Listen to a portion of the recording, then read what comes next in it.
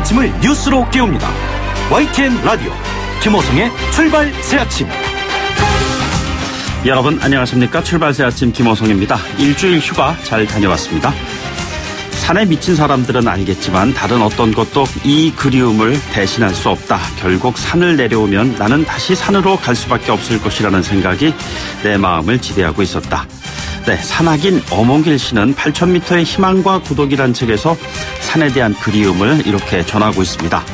실제로 저는 예전에 어몽길 대장과 인터뷰를 한 적이 있었습니다. 내일 모레면 50이죠. 하는 기자의 질문에 그는 젊은 친구들과 함께 가면 초반에는 다소 뒤지는 게 사실이다. 하지만 히말라야는 어차피 지구전이다. 한참 걷다 보면 내가 앞서 있다는 것을 알게 된다. 네, 바로 10여 년 전 어몽길 대장의 나이벌인 김창호 대장은 평소 원정대원들 모두가 무사히 집으로 돌아오는 것이 가장 성공적인 등반이라는 가치관을 가진 산악인이었습니다. 하지만 이번엔 그렇지 못했습니다. 네, 누구나 갈 수 있는 길이 아닌 누구를 위해 먼저 길을 간 산악인 9명의 시신이 어제 모두 수습됐습니다. 안타까운 일입니다. 평균치에 안주하지 않고 늘 새로운 도전을 위해 나선 이들의 정신을 다시 한번 생각해 봅니다. 오늘 남북 고위급 회담 열리는 날입니다. 분단된 남북 간의 철도와 도로 등 길을 뚫는 의제가 다뤄질 것으로 보입니다. 1부와 2부에서 관련 이슈 준비하고 있습니다. 10월 15일 월요일입니다. 잠시 후 출발하겠습니다.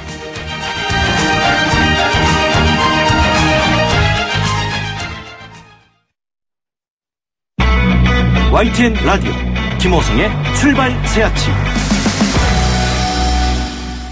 네, 지금까지 들어온 뉴스 오늘 꼭 아시면 좋을 뉴스 정리해보겠습니다. 시사평론가 이종훈 박사 나오셨습니다. 안녕하십니까? 네, 안녕하세요. 예, 일주일이 많이 좀 고생스러우셨을 텐데요. 어쨌든 히말라야 원정대 소식 제가 오프닝 멘트를 통해서 잠깐 언급을 했습니다만 시신이 모두 수습이 됐습니다. 네, 그렇습니다. 김창호 대장이 이끌던 2018 코리안웨이 구르자 히말 원정대. 네네. 네, 이 코리안웨이가 무엇을 얘기하느냐?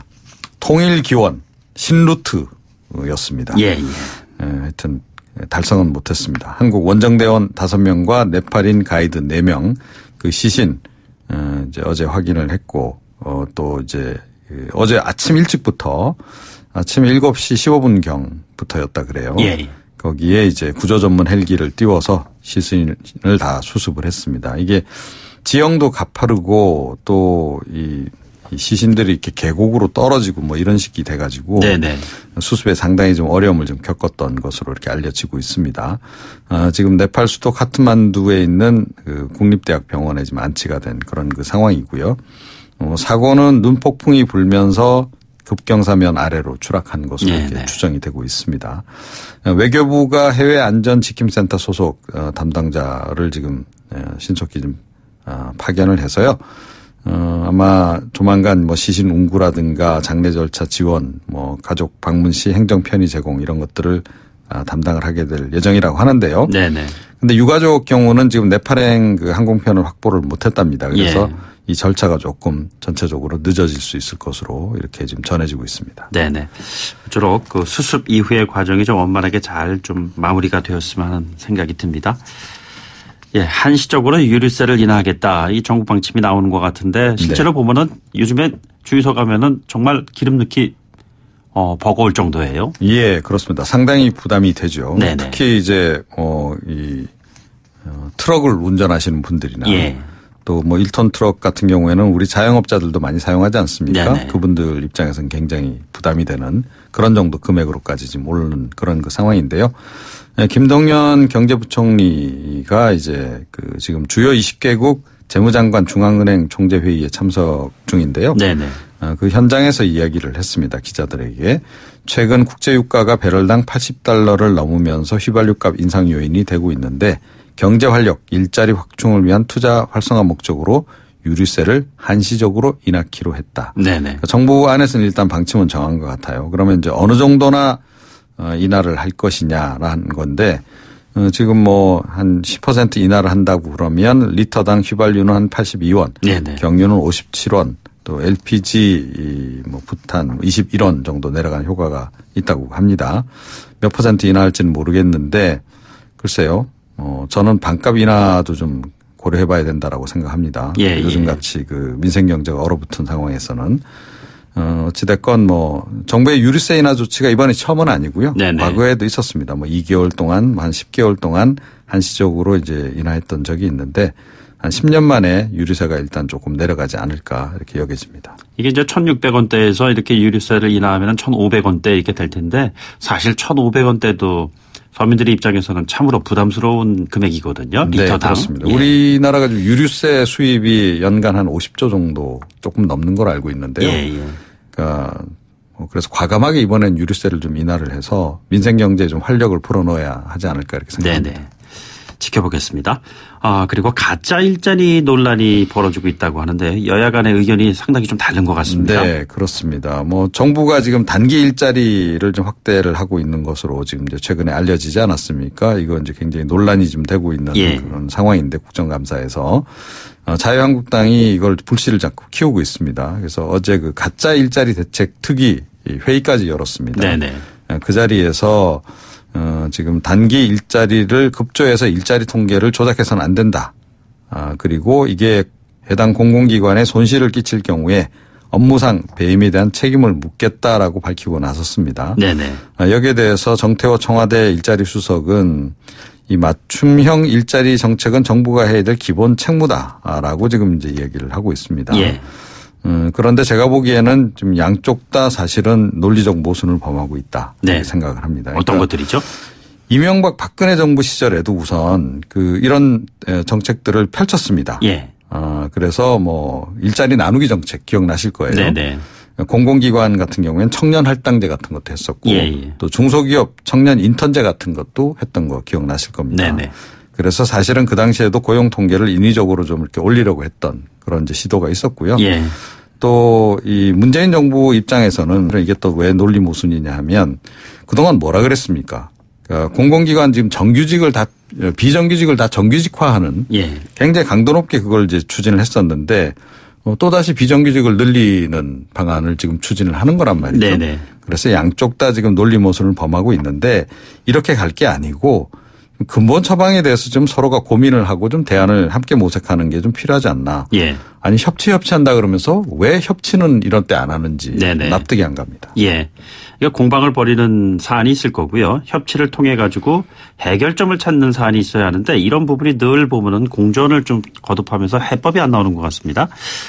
자, 사립 유치원 비리 감사 결과를 모두 공개하라. 이게 지금 박용진 의원이 감사 결과를 공개하면서 나온 얘기잖아요. 네, 그렇습니다. 네. 박용진 의원이 이제 전체적으로 다 공개한 건 아니죠. 네네. 그러니까 지금 한 단면만 일단 보여준 이제 그런 그 상황인데, 지금 무려 1,878개 사립 유치원에서 5,951건, 거의 6,000건 정도 비리 적발된 것으로 일단은 이제 확인이 됐고. 어떤 비리들이 있습니까? 이렇게 많은 게요. 근데 그 중에 좀 어이없는 것들이 좀 있죠. 그러니까 유치원장이 명품 가방을 구입을 한다든지, 또는 성인용품을 산다든지, 네네. 유흥비로 사용한 또 좀 해당 유치원 같은 경우에는 지금 어떻게 보면, 좀 굉장히 지금 논란에 휩싸여 가지고, 지금 학부모들이 항의를 하고 또 학부모들이 항의하니까 원장은 또 약간 실신한 듯 해서 또 119 구급차 불러서 또 사라지고 이래서 더욱더 지금 논란이 되고 있고 또 비상대책위원회까지 학부모들이 만들고 그런 상황으로 지금 이어지고 있는데요. 지금 누리과정 운영 지원금이 지금 2조 원 넘게 지금 나가고 있거든요. 그러니까 이 돈이 지금 제대로 쓰였는가, 이게 제대로 평상시에 이제 관리가 안 된다라고 하는 게 이번에 드러난 거고, 그런데 사립 유치원들이 요구를 해서 지금 국가관리 회계 시스템에서도 제외가 돼 있거든요. 그러니까 일종의 이 특수활동비처럼 눈먼 돈처럼 거의 쓰인 게 아닌가. 영수증이 없어도 되는. 이렇게 생각이 됩니다. 지금 일부 사립 유치원 실명 공개가 되고 나니까 한국 유치원 총연합회 측은 굉장히 반발하고 있습니다. 그래서 박용진 의원이 열려고 했던 토론회 가서 항의를 하고 점거를 하고 이런 일까지 벌어졌는데 정작 학부모들은 전체 실명 공개해라.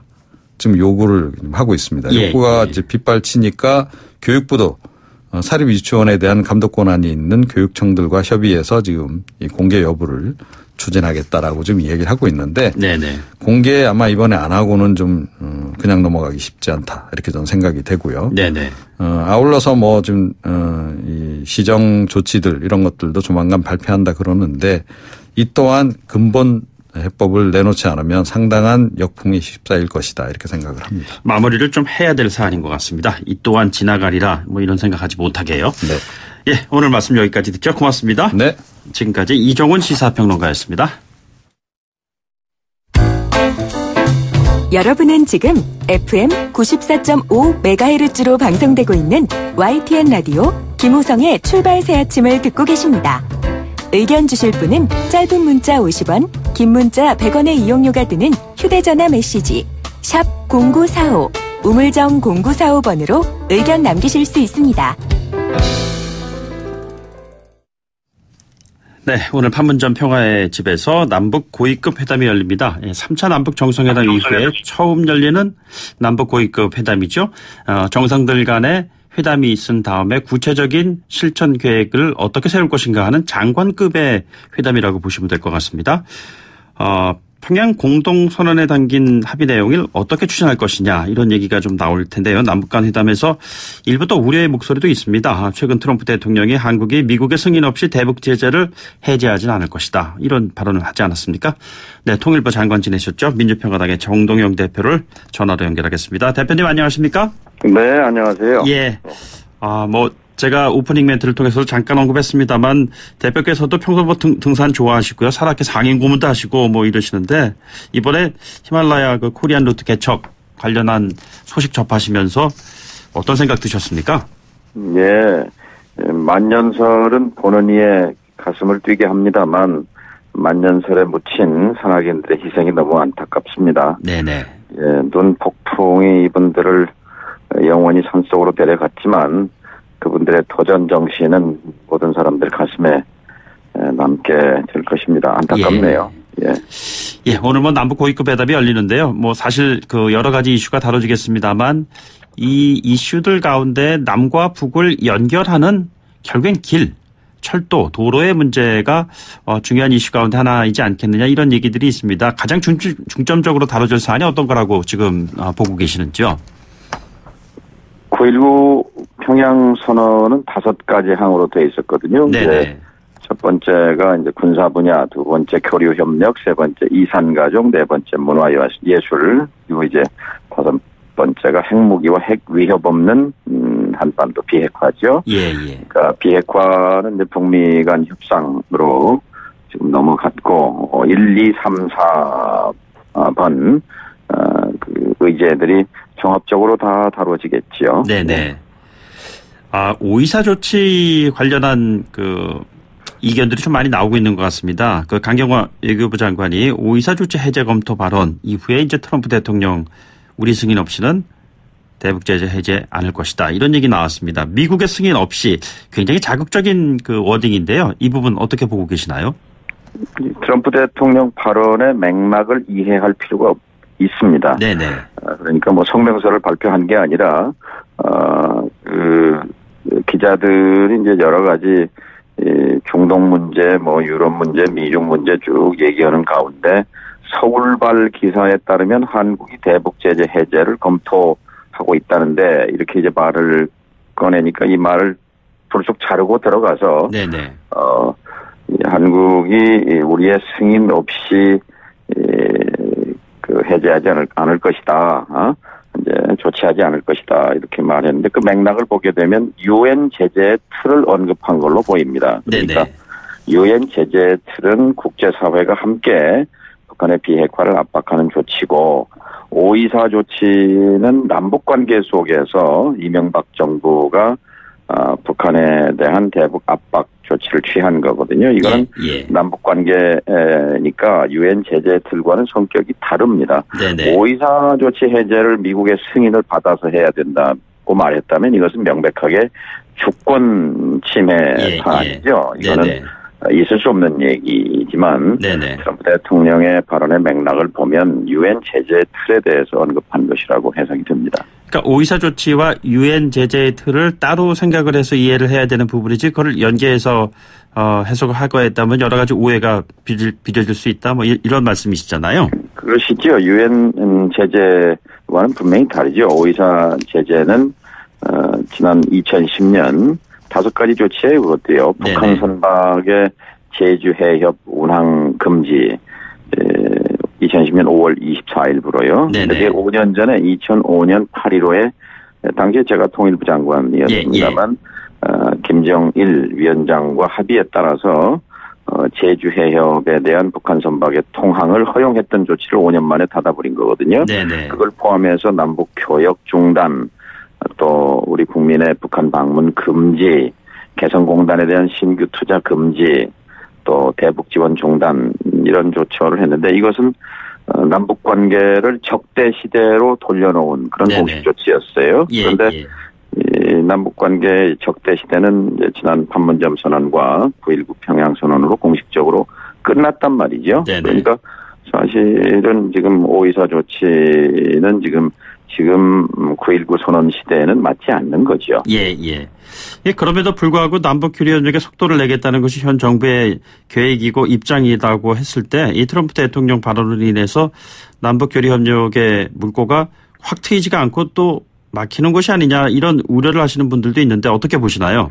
뭐 그런 우려 당연하죠. 그런데 우리가 해야 할 일은 이제 남북 관계도 그렇고 북미 관계도 그렇고 새로운 관계로 전환하면서 그 과정 속에서 비핵화를 추진하자는 것이 또 북미 간의 합의이기도 해요. 그러니까 과거에는 강압적 비핵화 압박을 해서 졸라가면서 힘을 통한 비핵화를 추구했다면 지금의 국면 싱가포르 정상회담과 또 남북 정상회담을 통해서 조성된 분위기에서는 협력적 비핵화란 말이죠. 하나씩 신뢰를 쌓아가면서 비핵화로 나아가는 거니까 남북관계 발전과 개선이라는 건 신뢰를 쌓는 작업이지 않습니까? 우리는 미국의 강경파들을 설득해야 하는 것이 우리 일이지요. 철도 연결 문제라든가 개성공단, 금강산 관광 이런 문제 앞으로 잘 풀릴 수 있을까요? 네, 우리 학이 달려 있습니다. 그러니까 남북 간의 관계 발전, 남북 관계가 좋을 때 사실 과거에도 핵 문제에 대해서 합의가 이루어졌고 진전이 있었고 남북 관계가 나쁠 때는 핵 문제가 폭발적으로 악화돼 왔었거든요. 그런 과거의 경험이라든지 또 현재 북은 비핵화에 대한 의지를 확고히 하고 있기 때문에 이것을 이제 더 실천적 조치로 이끌어내기 위해서 그런 남북관계 발전과 진전이 필요하다는 점을 계속 한미 간에 소통할 필요가 있죠. 자, 그렇다면요. 그 유엔 제재 수준이라는 것이 더욱더 앞으로 그 북한에 대한 대북 제재가 촘촘해진다는 이야기 있는데 이것이 앞으로 전개될 그런 상황에서 어떠한 그 변화의 여지를 좀 가지고 있다고 봐야 될까요?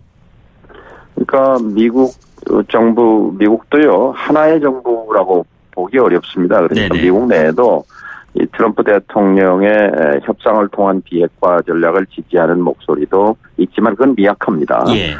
오히려 북한을 믿을 수 없다, 김정은을 믿을 수 없다, 제재를 강화해야 한다는 강경파 목소리가 더 크거든요. 그러니까 복합적인 목소리가 있어요. 그런 상황을 감안해 가면서 북한을 비핵화로 견인하고 미국의 강경파들에 대해서 이번 기회를 놓치지 말고 비핵화로 가도록 우리가 설명하고 설득할 필요가 있는 거죠. 사실 미국의 강경파는 이제 미국의 강경파를 포함해서 미국의 전문가라는 사람들도 북한에 대해서 그렇게 정통하다고 볼 수 없습니다.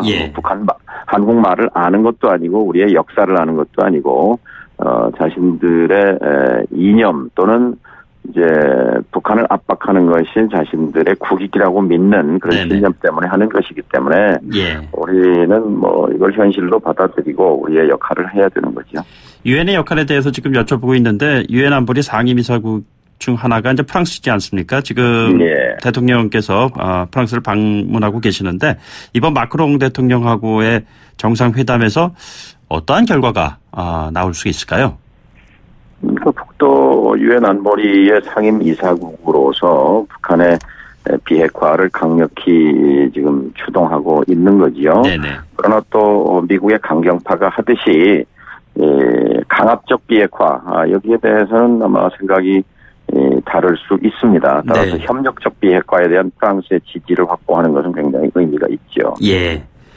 자, NLL 이슈 하나 좀 여쭤보도록 하겠습니다. 북한이 7월부터 NLL 인정하지 않고 경비 개선이 유효하다. 이런 발언하고 있다. 이런 이야기를 한국당의 백승주 의원이 했습니다. 대통령은 북한이 NLL 인정하고 있다. 뭐 이런 언급을 했는데도 불구하고 말이죠. 양측 입장이 굉장히 다릅니다.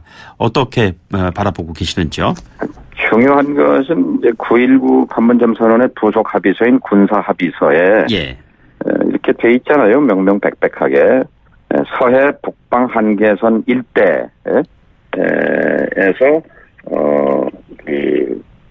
평화 수역을 조성한다 이렇게 되어 있는데요. 네네. 남북한의 문서 중에서 북방 한계선이란 말을 이렇게 못 박은 것은 최초지요. 네네. 그런 점에서 이것은 남북 정상이 합의를 통해서 NLL을 인정한 거다 이렇게 보는 것이 상식입니다. 북한이 양보했다고 봐야 되는 건가요?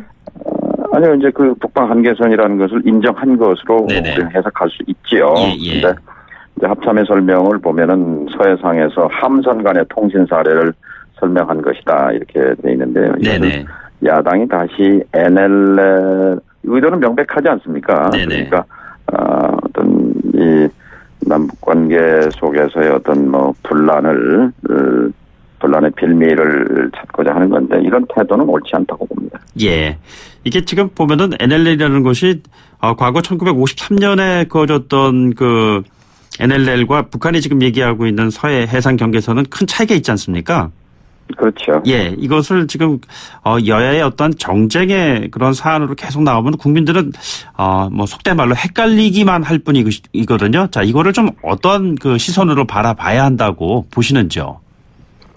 그러니까 이번에 이제 정상회담 이후에 남북 간의 이제 비무장 지도도 완전히 비무장화하고 하는 취지가 남북 간의 우발적인 군사 충돌의 가능성을 없애겠다는 거 아니겠습니까? 그런데 가장 화약꽃처럼 돼 있던 것이 늘 그 꽃게철 되면은 NLL 기준으로 서해상이었잖아요. 네네. 서해 북방 한계선 그 일대를 NLL을 기준으로 같은 면적으로 평화수역과 공동 어로 구역을 설정하게 된다면 이것은 과거에 그 김정일 위원장 시대에 우리가 주장해왔지만 북한이 응하지 않았던 거거든요. 근데 김정은 위원장 시대에 와서 지난번 9.19 군사 합의서에서 이것을 받아들인 거기 때문에 이것은 서해상에서의 우발적 충돌 가능성을 원천적으로 이렇게 서로 총 쏘고 대포 쏘던 데에서 대포 포신을 덮개로 막고 그리고 거기에서 같이 고기를 잡는다면 중국 어선이 불법 오러가는 것도 막게 될 것이고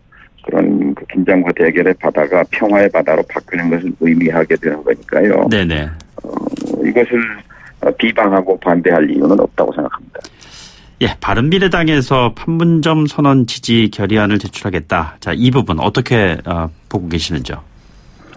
별로 실효성이 없는 얘기죠. 지지 결의안이라는 것은 국회가 해야 할 일은 국민의 대표 기관으로서 여기에 대해서 국회가 비준 동의를 하는 것이지요.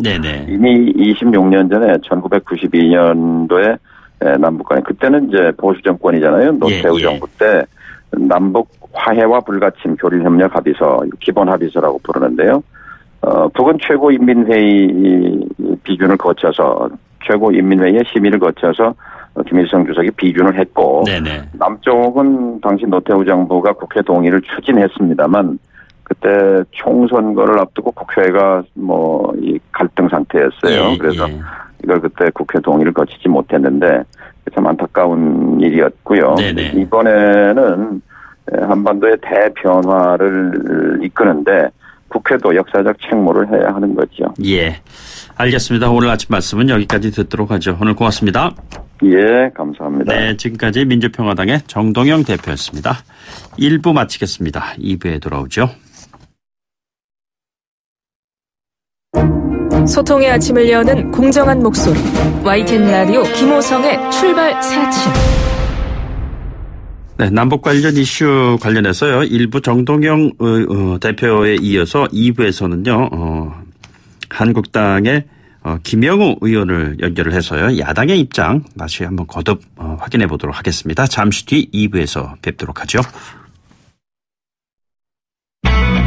YTN 라디오 김호성의 출발 새 아침. 네, 미국 중간선거 11월 6일입니다. 일정으로 인해서 북미 정상회담 그리고 비핵화 한반도 이슈가 잠시 숨고르게 들어간 모습입니다. 하지만 트럼프 대통령의 그 대북 제재 관련한 승인 발언이요. 5.24 조치 해제를 앞두고 갑론을박이 계속 이어지고 있습니다. 앞서 정동영 민주평화당 대표 인터뷰 통해서 국회 비준 동의 필요성에 대해서요. 판문점 선언 관련해서 말입니다. 이야기 들어봤습니다만 이번엔 자유한국당의 남북 군사합의 검증특위위원장 맡고 계시는 김영우 의원을 연결해서 관련 이슈 한 뼘 더 들어가 보도록 하죠.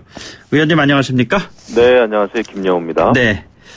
자유한국당 남북군사합의 검증특위위원장 맡고 계신데 글쎄 뭐 어떻게 생각하시는지 모르겠습니다만 그렇게 많이 언급되지 않습니다. 왜 이렇게 존재감이 없는 겁니까? 아무래도 이제 지난주부터는 국정감사가 시작됐기 때문에요. 네네. 우리 이제 검증특위위원들께서 각자 이제 특히 이제 국방위 의원들이 계신데 예. 거기서 활동을 많이 하고 계세요, 사실. 네네네. 지금 이제 이종명 의원님 또 백승주 의원님 두 분 다 국방위 의원이신데 예. 오늘도 보면은 이제 조간신문에도 많이 났습니다만은 남북 군사 합의와 연관돼 있는 문제들을 많이 지적을 하셨어요. 네네. 그 정찰 무인기 사업이라든지 네. 또 장거리 미사일이죠. LSAM. 북한의 이제 미사일 기지나 이런 그 원점 타격할 때 쓰는 그런 미사일 사업이 완전히 좀 부실화되고 있다. 네네. 이것이 이제 남북 군사 합의와 다 연관이 된 것이다. 이렇게 하고 있고 또 신원식 전 그 합참 차장이죠. 이분도 네네. 그 개인 언론이나 뭐 유튜브 이런 거 통해서 열심히 활동하고 있습니다. 예. 저는 기회가 되는 대로 계속 인터뷰만 하고 있어요. 예, 알겠습니다. 뭐 최근에 뭐 여러 가지 그 사안 가운데에서 DMZ의 뭐 비행 금지 뭐 관련된 얘기도 나오고 그것과 그렇죠. 관련된 말씀 중에 언급하고 계시는 거잖아요. 네. 강경화 장관이 5.24 조치 해제 그리고 트럼프 대통령의 승인 발언 이게 논란이 됐는데요. 주권 침해적 요소가 많다 이렇게 보고 계시는 겁니까? 저는 일단은 대한민국 외교가 지금 외줄타기 고개 외교, 굉장히 위험한 고개 외교를 하고 있다 이런 생각이 듭니다. 예. 지금까지는 그래도 국제사회 또 유엔 안보리 결의안 이런 걸 통해서 대북 제재가 이루어지고 있지 않습니까? 네네. 이런 상황에서 지금 오히려 우리 당사자라고 할 수 있는 대한민국 정부가 대한민국 외교가 계속 그 대북 제재에 대해서 큰 그 구멍을 내는 이런 상황이 지금 벌어지고 있단 말이죠. 예. 그래서 이제 5.24 조치 해제도 주권적인 차원에서만 볼 수가 없는 것이 북한의 그 비핵화 문제와 관련해서 국제사회 전체가 지금 대북 제재를 쭉 해오고 있는데 네네. 우리만 5.24 제재 조치를 해제한다고 그래가지고 이게 되는 게 아니죠. 오히려 예. 그렇게 되면은 유엔 결의안을 우리 스스로 위배하는 이런 상황이 벌어지기 때문에 이것은 외교 안보 차원에서는 굉장히 그 패착이다 이런 생각을 해요. 그리고 아무리 국감장이지만은 외교부 장관의 한마디는 그거 자체가 외교이기 때문에 네네. 그런 그 강경화 장관의 이번에 발언은 뭐 본인 스스로도 이제 사죄를 했습니다마는 또 일관성 없는 얘기가 됐죠. 그래서 이것은 그 국제사회 웃음거리가 될지도 모른다. 네네. 그리고 트럼프 대통령이 또 뭐 미국의 승인 없이는 아무것도 안 된다라고 하는 그 발언조차도 저는 제대로 된 발언이라고는 보지 않아요. 예. 저는 트럼프 대통령 참 이해하기 어렵습니다. 외교적인 그 조울증 환자의 모습을 좀 보여요. 어떤 때는. 네네. 그러니까 외교적인 어떤 그 언급을 할 때의 그 신중함 이런 거 전혀 찾아볼 수가 없는데. 예. 뭐 한때는 북한 김정은 위원장의 그 편지 서신이 아주 역사적인 아름다운 예술 작품이라고 뭐 한다든지 뭐 예전에는 로켓맨이라고 그래가지고 또 엄청나게 이제 비판을 하고 그랬는데 예. 그것은 저는 트럼프 대통령도 외교적으로는 전혀 제대로 훈련된 정치인이 아니고 또 본인의 어떤 특유의 성격 때문인지 바람직한 외교하고 있지 않다고 봅니다. 글쎄요, 그 한나라의 외교와 연관된 이슈에 관련해서 한나라의 대통령이 또 승인이라는 발언, 그 단어를 쓴다는 것 자체도 좀 굉장히 이례적입니다. 그거는. 그렇죠. 이렇게 되면은 자칫 지금 그렇지 않아도 한미 동맹, 한미 관계가 균열이 생기고 있는데 왜냐하면 비핵화 관련해서 대한민국이 좀 이제 과속한다. 네네. 이 과속에 대해서 미국은 좀 마땅치 않다. 이런 분위기 아닙니까? 이렇게 되면은 이게 한미 동맹의 균열로 가고 있다고 봐야 되는데, 특히 폼페이오 장관이 강경화 장관에 대해서 또 강한 비판을 했었고, 네네. 이런 상황에서 또 미국 대통령이 이렇게 한마디 한마디를 굉장히 가볍게 한다면, 이게 또 반미 감정이 조장될 수가 있죠. 이렇게 되면 아주 최악이라고 봅니다. 대한민국 정말 최악으로 가는 거예요. 면에서는. 정병국 의원 같은 경우에는 5.24 그 해제 해야 한다 이런 얘기를 좀 했는데요. 어떠한 입장을 갖고 계시는지요?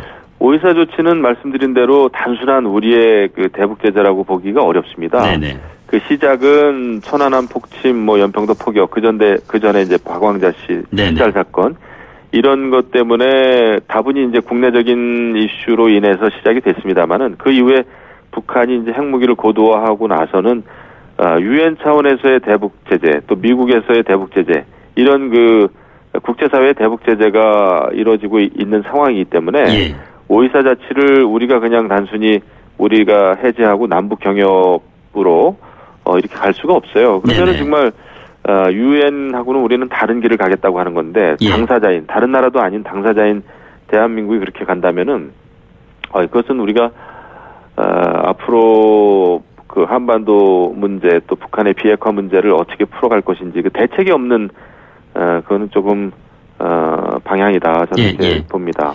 지금 5.24 조치가 유엔 그 제재 수준으로 이게 더욱더 촘촘해진다면 앞으로 개성공단, 금강산 관광 이런 것들도 현실적으로 어렵지 않겠느냐, 이런 시각들이 많은 것 같습니다. 어떻게 보고 계세요? 현실적으로는 어렵죠. 왜냐하면 지금 지난달에도 미국에서는 또 북한에 대한 여러 가지 그 금융 관련해서도 제재, 새로운 제재안을 또 내놓지 않았습니까? 네네. 이런 상황에서 우리만 오늘도 아마 남북 고위급 회담이 열리는 것 같은데요. 남북 철도 연결 문제로. 우리만 이렇게 우리 민족끼리 정신을 앞세운다면은 이것은 그 국제사회의 그 대북 공조가 깨지는 거죠. 네네. 그래서 저는 그것이 우려되는 겁니다. 우리 민족끼리 잘해보자라고 하는 것은 이게 마치 이제 평화를 금방이라도 가져올 듯하지만 그렇지 않거든요. 북한의 그 비핵화 관련된 어떠한 조치도 사실상은 없었어요. 네네. 이게 전부 다 김정은 위원장의 말, 또 이 말을 믿고 대한민국이 계속해서 이제 북한의 대변인 역할을 하고 있지 않습니까? 네네. 이런 상황에서 과연 이게 지속 가능한 평화가 정말 올까? 국제사회가 인정하는 그런 그 한반도의 안보 그 조건이 만들어질까? 네네. 이런 차원에서는 저는 굉장히 회의적이에요. 남북 화해 협력이라는 것이 기본적으로 평화 무드를 조성하기 위해서 추진해야 될 사안인데, 화해 협력의 과정에서 북한에 돈이 들어가면은 돈이 들어가는 것에 대한 유엔 제재 위반이다, 이런 시각들이 서로 지금 함께 공존하고 있는 거 아니겠습니까? 그렇죠. 근데 의원께서는 이 부분을 어떻게 풀어야 된다고 보시는 건지요? 저는 북한에 돈이 많이 들어가는 것 자체를 반대하지 않습니다. 네네. 그것이 잘 활용되면 좋겠죠. 북한의 주민들의 그 경제생활 여건 개선이라든지 이런 게 되면 얼마나 좋겠어요. 그런데 지금 실질적인 이제 비핵화의 실행 조치가 안 보이는 상황에서, 네네. 지난번에 무슨 그 한번 폭파했던 그 풍계리 시험장이라든지 이런 거를 또 울거먹고 하는 이런 상황만 지금 벌어지고 있는데, 이런 상황에서의 남북 경협은 굉장히 그 실효성이 없다 이거죠. 한계가 있고요. 이렇게 됐을 때 이제 미국이 중간 선거 끝나고 트럼프 대통령이 또 어떤 마음을 먹을지 모르는데, 이렇게 되면은 한반도 관계가, 한반도의 여러 가지 그 안보 정세가 또 완전히 180도 바뀔 수도 있습니다. 그래서 우리는 우리 혼자 달려가기보다는 주변 국가들이 지금 어떤 생각을 하고 있는지를 면밀히 따져야 된다. 이런 게 이제 이게 좀 신중해야 되겠죠. 우리가 계속 북한 김정은 위원장의 말만 믿다가는 정말 큰 코 다친다. 이런 생각이 저는 많이 들어요. 근데 말만 믿다가는 큰 코 다친다라는 그러한 시각도 다른 면에서는 북한이 국제사회에 대해서 신뢰를 잃게 될 경우에 국제사회의 보복을 감당하지 못할 것이다. 결국엔 북한이 약속 지킬 수밖에 없지 않느냐. 이런 얘기 대통령께서도 언급하시잖아요. 그거는 이제 굉장히 편안한 조금 어떻게 보면 약간 한가한 소리로 들립니다. 네네. 왜냐하면은 나중에 어떤 일이 벌어질지는 아무도 모르지만 예. 지금 우리는 안보 차원에서도 우리는 북한의 여러 그 도발이나 공격에 대한 방어 체계 위주로 이제 이렇게 쭉 해나가는 우리는 방어 체계 아닙니까? 네네. 이런 상황에서 이제 지난번에도 말씀드렸지만은 여러 가지 정찰 비행도 안 하고 북한 군의 움직임이 어떻게 돌아가고 있는지도 모르게 하는 이런 남북 군사 합의를 맺어놓고 나서 나중에 잘못되면 우리가 또 제재하면 된다. 이것은 저는 불가능하다고 봐요. 네네. 그때까지 퍼붓는 우리의 그 엄청난 국민 세금 이거는 완전히 매몰 비용이 되고 예. 돌이킬 수가 없는 거거든요. 네네. 이렇게 되면은 우리는 최악의 대북 정책을 지금 세우고 있는 거죠. 예. 자, 그러면은 그 국내무 관련된 이슈로 좀 연결을 해 주신 김에 좀 여쭤보겠습니다. 한국당의 조광투기에 대한 관심이 굉장히 높습니다. 인선도 네. 끝났고요. 삼선 의원의 당사자인 그 한국당의 의원의 한 사람으로서 어떻게 지금 평가하고 계십니까? 글쎄 뭐 저희가 이제 김병준 비대위원장 시작될 때도 그랬고 우리는 뭐 오죽하면은 정말 외부의 인사에게 비대위원장을 맡기겠습니까? 네네. 저희가 굉장히 자생적인 치유 능력이 좀 없다.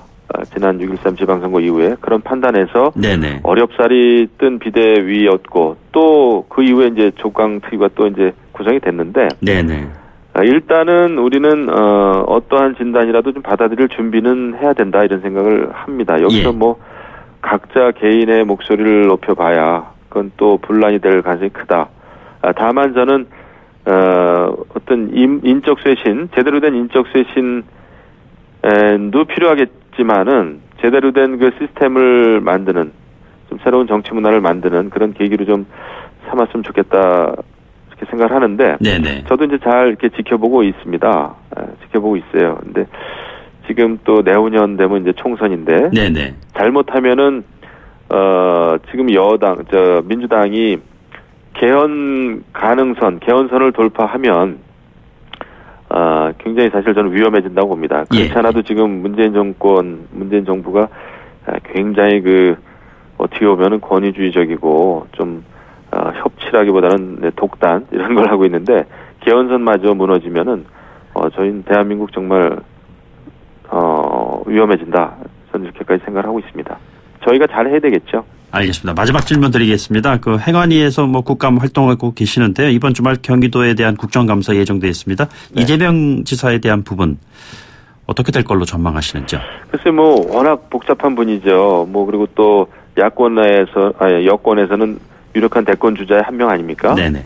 박원순 시장, 뭐 이재명 도지사 다 주자인데 그런 차원에서 이제 우리는 어떤 뭐 사사로운 이런 거보다는 그 도지사로서 이제 도지사가 된 지 얼마 안 됐지만 그 큰 방향에서 과연 그 경기도를 제대로 이끌어갈 수 있는 능력이 있는지 또 청렴한 분인지 또 방향이 잘못됐는지 포퓰리즘은 없는지 이런 거에 대해서 구체적으로 좀 지적을 할 생각입니다. 언급되고 있는 프라이버트한 그런 질문도 하실 건가요?